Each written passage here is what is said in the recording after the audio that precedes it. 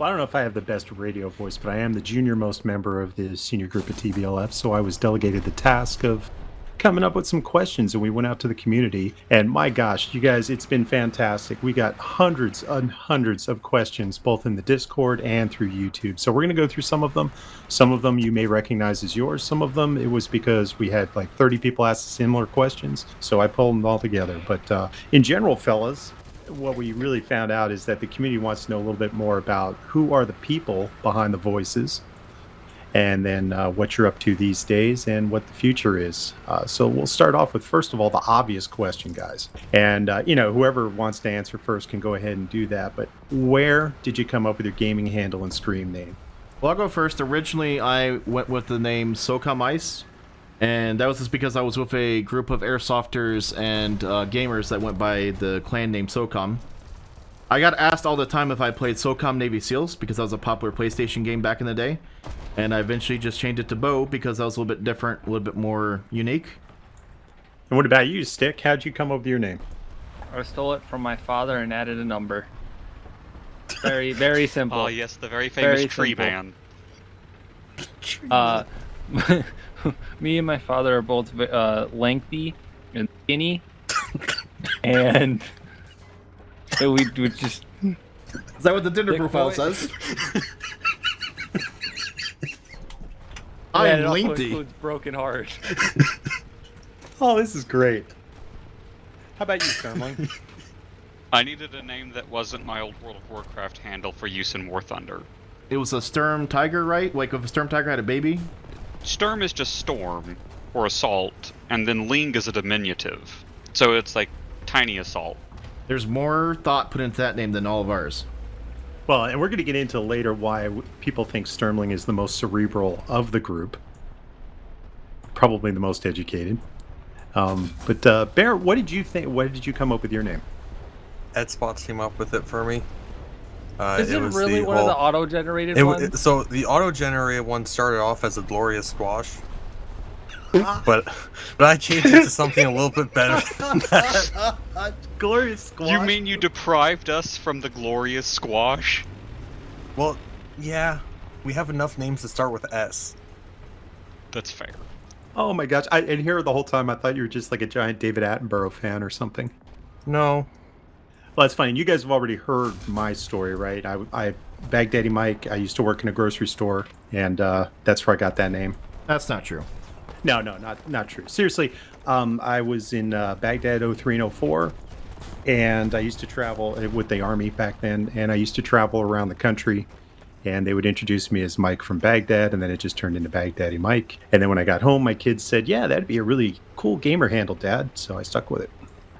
I like how he says traveled with the U.S. Army. Not that he was in the Army. Just I traveled with the Army, like it was choice. You know, I'm gonna hang off the Army for the summer. Vacation package. It was an all-expense paid vacation to whisked away to beautiful Baghdad. Got to hang on that lovely green zone, rivals the Sandals Resort. They had really good pizza there at that time. I hear it's very scenic this time of year. Yeah, I actually was in the Army at the time. I just like to say I travel with them. Think back, some of us longer than others, what was your favorite and least favorite class in high school? It's tied for two, but my favorite classes were the shop classes of wood shop and auto shop. But the least favorite class was probably math. Yeah, I can feel that. Math was my least favorite. Chemistry was by far my favorite class. Oh, why can't you? You just like the experiments. Of course. It's like baking, but with science. I have a quick story about me as a kid. My parents bought me a chemistry set, and then one day I was like, oh, look at all these cool chemicals. And then I started just to put chemicals together and wanted to see what would happen. And then I dropped something that was pretty acidic and kind of fiery on my leg. And that's hard to explain to your parents why your skin is burning. Oh my. Because you're an idiot. We had one of those kits too. And I just the same thing, you don't follow the instructions. You just start putting a bunch of stuff in a test tube. And so we put a bunch of stuff into this test tube, and then next thing you know, it's smoking, and then it's foaming. And we ended up creating some kind of a green styrofoam softball. It just formed. It was bizarre. That's science. That is science. Science is trial and error, mostly error. Mike created Flubber. Yes, which is why I'm still here. Mine's gonna sound like really weird now, because all your guys were like regular classes. Like, Well- like my least favorite was family development. Family I hated- development. Yeah, they made me I take don't remember care that of one class. of those babies. How high was your school pregnancy rate? They gave Oh you yeah, a baby. the freaky like hyper-realistic babies. Yeah, because of course it's Oh. not like the sack of flour anymore. Wait, Mine was that like was a a high- thing? Mine's like a high-tech baby that like if you tilted it wrong, it like freaked out and your grade automatically lowered. I dropped it once, that lowered my grade a lot. Yeah, all that is that's just psychological birth control. That's all that is. And then, 'Cause you're and then like, my I'm favorite not gonna make this class happen. Was like a partnership with Best Buy to do IT work for the school. Don't they call that Geek Squad? Yeah, but it was Well, maybe free not the program for the school. for the school. Yeah, I rewired my high school's entire computer network over the summer for free. That's called free labor. Yeah. They took advantage of you. That's not to be. Yep. Don't brag about that. Well, I mean, I got college credit for it, so Wait, your high school Woo! got you college credit? yeah. Because technically, it was deemed the same knowledge as a high school 3-credit engineering class. Good for you. You worked that You system. got something out of it.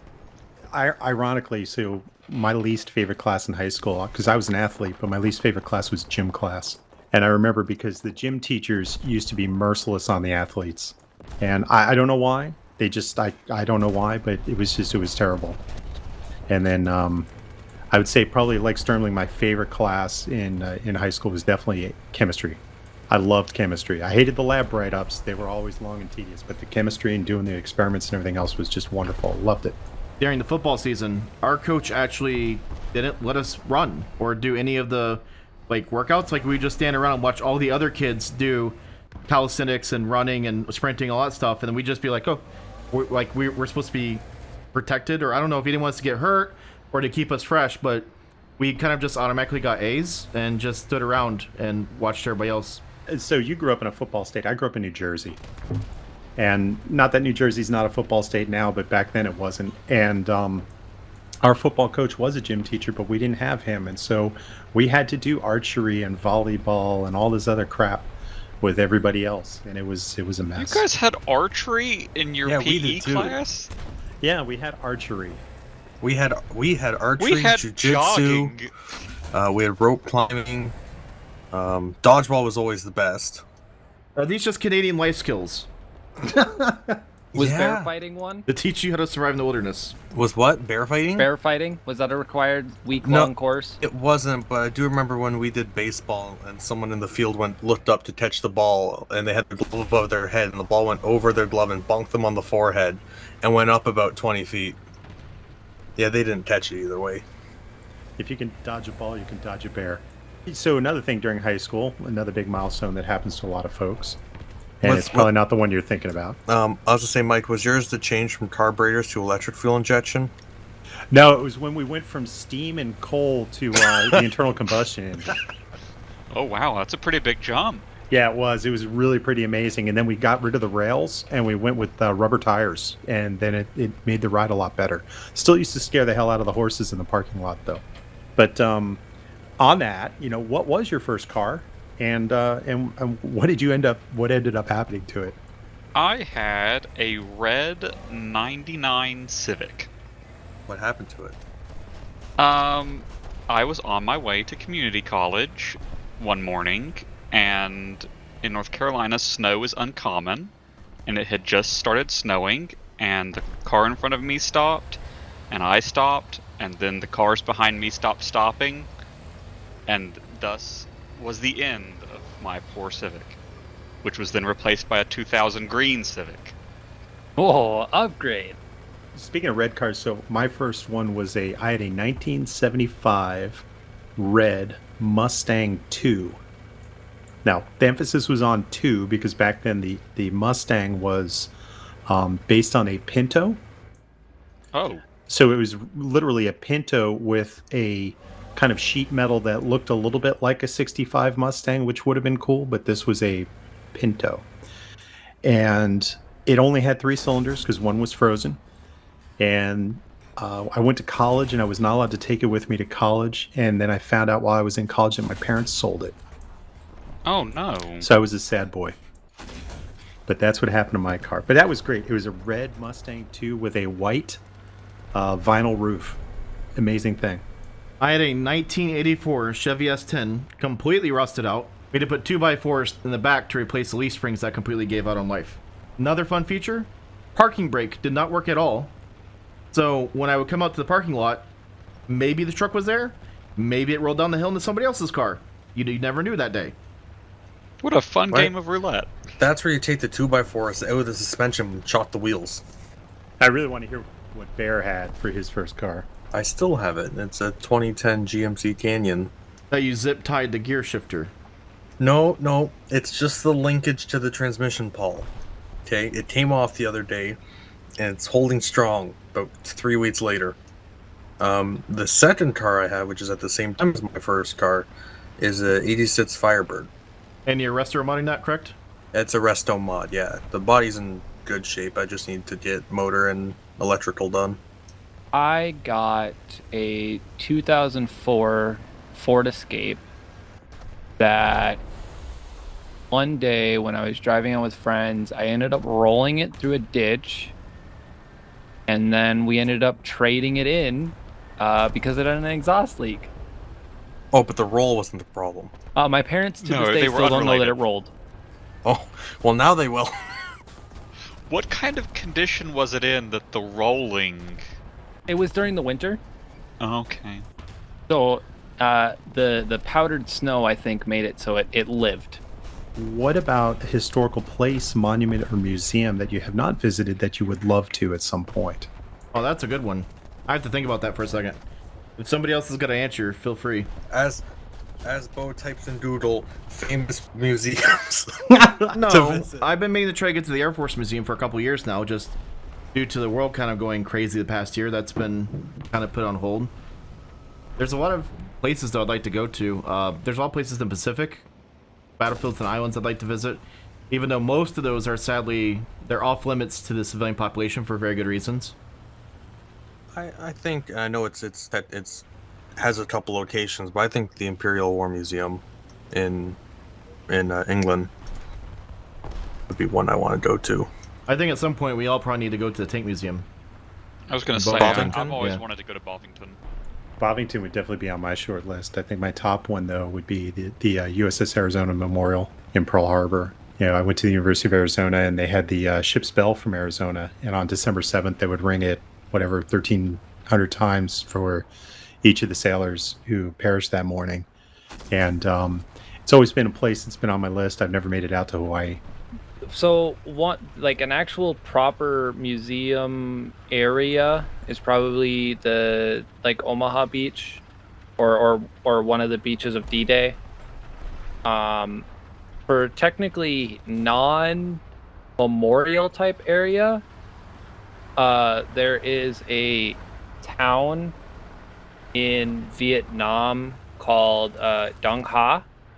A bit away outside of the town is actually the battlefield where my grandfather got shot, and the injury that took him out of the Vietnam War before when he got stationed into Europe.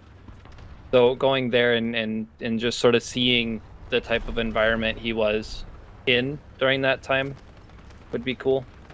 Yeah, that'd be pretty awesome, having that connection. And Sterling, is yours Bovington as well? Yes. I probably wouldn't mind visiting some of the World War I battlefields in France. I thought yours would have been Kubinka. I would like to visit Kubinka one day. It's just not as nice a museum, but they have a very wonderful collection there. A lot of last of their kind sort of vehicles are there. I tell you, from a historical perspective, and I know this wasn't one of the questions, but I'm just going to offer it up. I mean, I've been blessed enough to be able to go to Normandy twice, once as a teenager with my French class, and then once more recently with my kids and my wife. And there's just that place, if you haven't been there, you need to go. The beaches, you can still see the mulberries there. You can walk Point du Hoc and see the gun emplacements. They still have tank traps out there in the surf. And then, of course, there's the cemetery. And you can go to St. Mariglis, and they have a dummy, a mannequin hanging from the steeple, as the paratrooper was that morning. It's just very well done. Talking a little bit more now about gaming. So when did you start? What was your first game that you remember playing? And not necessarily the first time you picked up a console. What was the first game you actually got good at and you enjoyed? Command & Conquer Red Alert. That was the game that probably hooked me to real-time strategies, and I called out sick for 2 days. Called out sick for it? Well, yeah, I had to call it sick. I couldn't...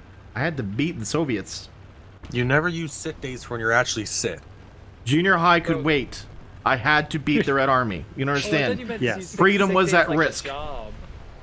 It was either band class or bringing down the hammer.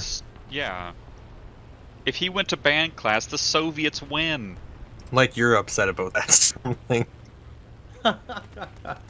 My first experience was the original CS:GO, sitting on my dad's lap and playing as he yelled at me that I was bad.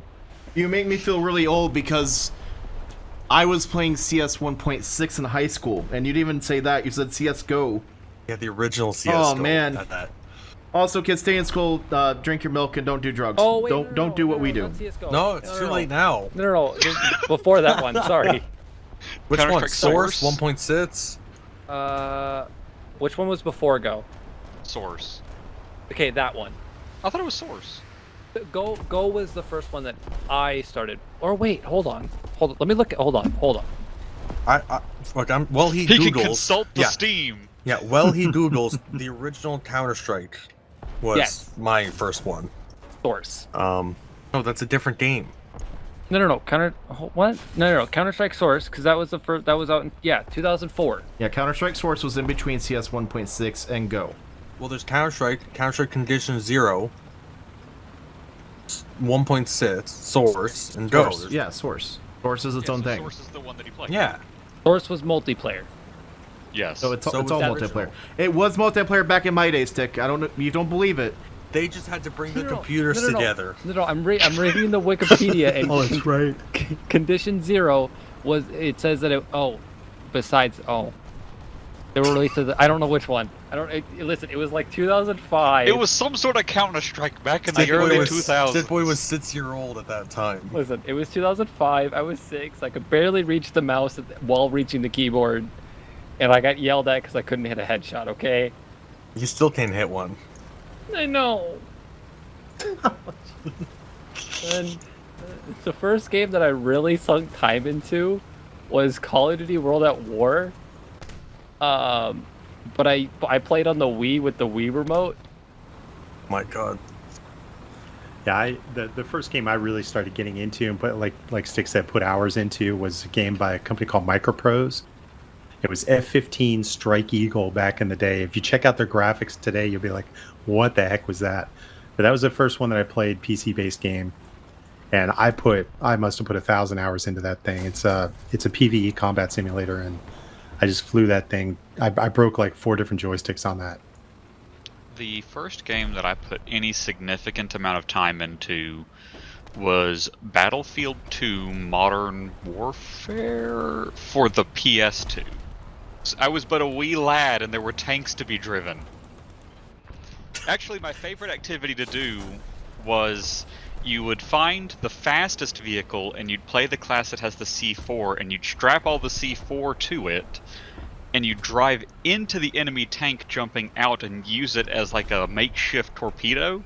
Oh, so you did that too. Yes. So you did VBIEDs then? Yeah. Nice. With dealing with gaming, so Bo, obviously, one of the questions that always comes up is, what is TBLF?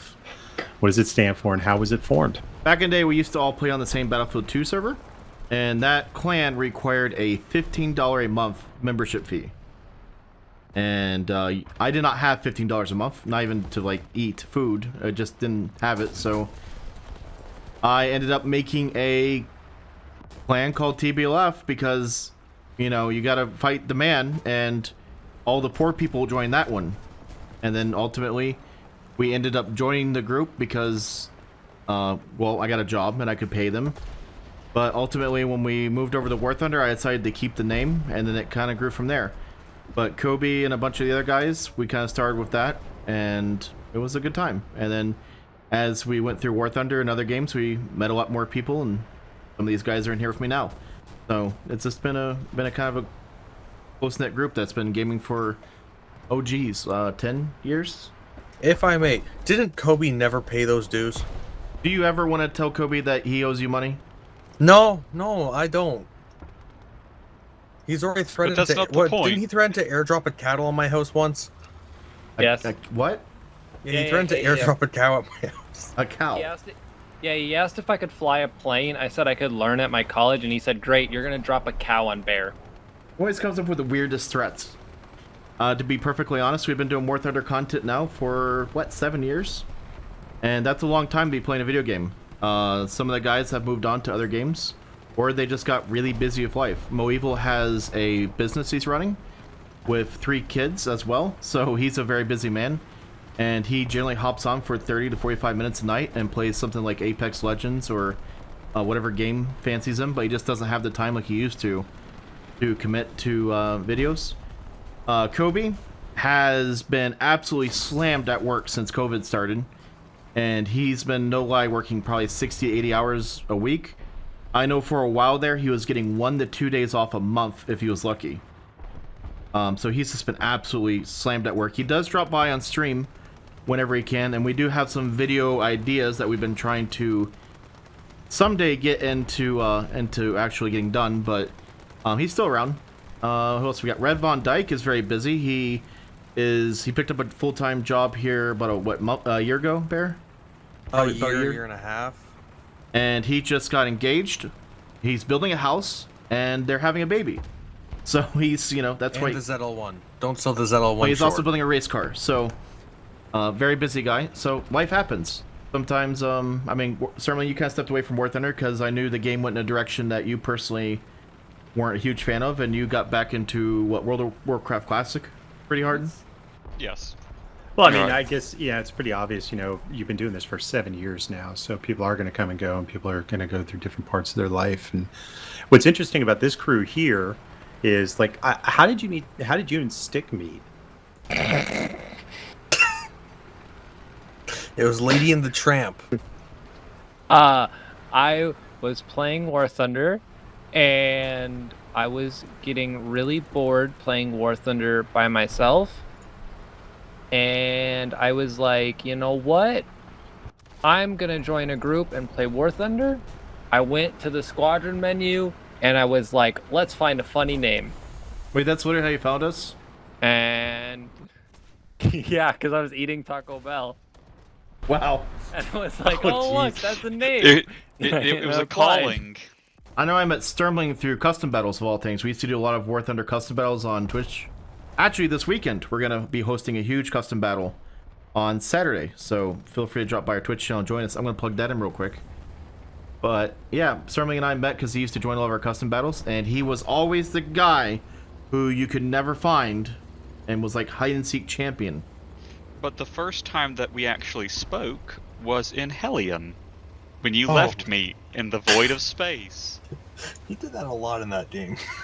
Then again, I accidentally airlocked myself in that game, so there's that too. And your underwear. I think all I had was a space helmet on. Yeah, so wait, real quick story. So there used to be this game called Hellion. Sadly, it was discontinued. But it was kind of the space simulator game where you hooked together a space station, you could move modules, together and stuff. It was really neat. And I'm outside in a spacesuit trying to work on the station, and I see the station break in half and all the air vent, and it starts drifting apart, and I hear Bear go, "Oh no!" And then this man in his underwear, his whitey tighties, goes flying from one airlock through space into the other airlock and shuts the door. It was like Breaking Bad in space. That methane couldn't make itself in space. Wow. Bear, how did you end up being part of this crazy clan? I believe I'm one of the only people in TBLF to have joined because of Star Citizen. So what, forever ago, when you're still here waiting for Star Citizen? No, Mr. The Tank's here now. Hey, they finally have something that interests me. A non-spaceship. They've had cars for a while, bud. Yeah, but that's not a tank. You're not a tank either. I wish. No, but yeah, that was probably 6 years ago. I guess that's where I can tie in, kind of a plug for the videos and also the Discord, because that's how I ended up getting involved. Was my kids turned me on, especially my son. I was looking for a game I could play with my son while he was away at college, and we found War Thunder, and he said, "Hey, check out this guy, Botime Gaming. If you want to learn how to play, watch him and his buddies play." And so I did, and I realized a couple things. Number We're not one, good teachers. yeah, well, there's a lot of what not to do, but there's a lot of what to do, and these guys are funny as hell. And so I started watching, and then found out there was a Discord, got involved in the Discord, and then, it's one of those things you just start putting in some time and start volunteering for stuff, modding and helping out around Discord and all that. And then one day, Bo called me and said, "Hey, we're doing a video tonight. You want to be in it?" And so that was that. That was. So, talking about YouTube though, Bo, and this kind of really starts getting into what made you upload to YouTube? What got you started in YouTube? So originally I got really big into Left 4 Dead 1 and Left 4 Dead 2, and we used to play that pretty competitively. And I would make kind of these montages or highlights of matches and so on. And that was just mainly made for the group I played with and just to share with friends. I eventually kind of started doing just some silly stuff on the new channel that we have now. And I made fail montage number 1, and then people actually watched it, and I was like, well, this is weird. And I kept going with it, and eventually I was able to quit a job that I absolutely despised.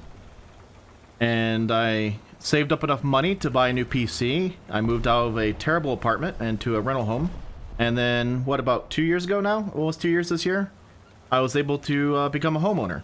And that was all due to this community. So, YouTube has absolutely changed my life in a way that I can never show how much, the viewers mean to me. Because it may just be, they get a laugh and they enjoy watching the video and they reach out in comments, which I appreciate. But it's absolutely, turned my life around for the better. And I will be forever grateful to them.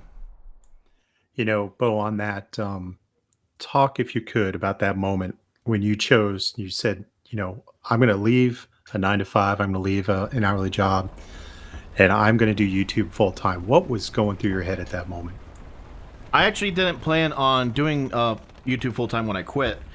I had to quit because the job that I was doing was asking me to do things that were not kosher, were not legally correct to do, and also just morally incorrect things to do. So I decided that there had to be a better job out there. I had a couple offers. One of them was to move all the way across the country to Portland, and I almost took it, but it was a very, very low salary, and I just couldn't live on it.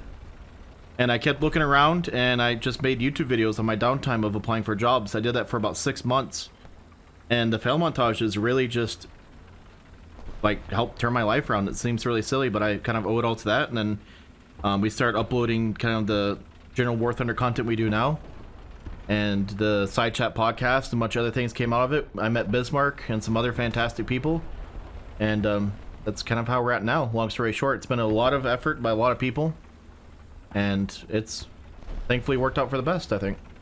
I mean, this has been a heck of a journey, right? And you're at a point now. What's next? What do you do after this? How do you go? Is it all about 4,000, 400,000? Is it about new content, new channels? Where do you see yourself going now? So the hard part the past, I'd say 2 or 3 years, is that we kind of live in a very politically correct climate where YouTube and Twitch are both trying to control what kind of content you make. And you have a lot of copyright, things you have to worry about. They try to control how much you can swear or what you talk about. You can't talk about mental health. You can't talk about, a lot of things that have to do with war or history.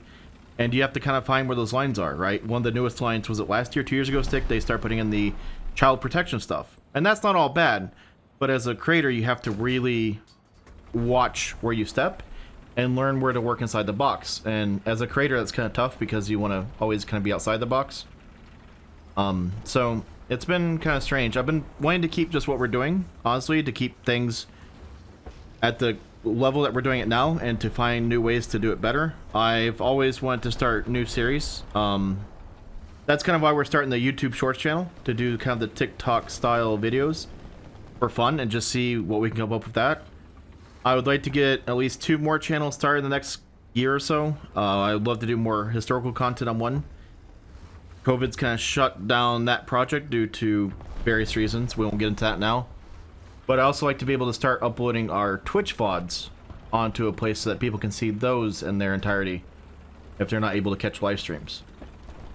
But I always look for ways that we just improve things. How can we do things better? Well, and I guess what I'd like to do, you know, you're not supposed to make it about yourself when you're asking the questions, but what I would like to say, Bo, is thank you very much for everything that you do for the community. And those of you out there listening, I mean, the man lives, eats, and breathes Botime Gaming, and not just the channel, but the community, the fellowship that we have here, and built something really special. And I'm really, really proud to be part of it. And I just want to say thanks to everybody.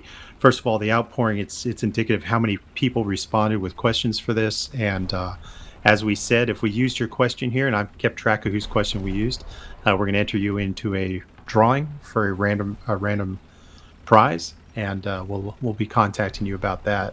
But I want to say thanks to everybody, and thanks to you, Bo, and thanks to the rest of the guys for showing up here tonight and answering the questions. Some of them were pretty tough, but we got through it. Real quick, I hate you say thank you to me, but I have to thank some people that none of this is possible without our Discord admins and mods that bust their butt to keep the community going in the way that we believe it should. Our Twitch mods are always there to try to do the best, you know, that they can to keep streams going and keep the negativity of the outside world, and, you know, keep things going, right? These guys in here, we all, you know, put in a lot of time to record. Then the community as well. We just have a lot of outpouring help. The people who help either through financially, through Patreon, Twitch subs, the YouTube sponsors, buying t-shirts, all that stuff, using our War Thunder affiliate link, all that stuff helps in such a huge way. And I thank everybody that's part of the team or just contributes in some way to help keep this going, because it takes an army to do this. And don't forget to hit that subscribe button, hit the like button, and hit the notification button, and tell all your friends if you like the community and you like the content.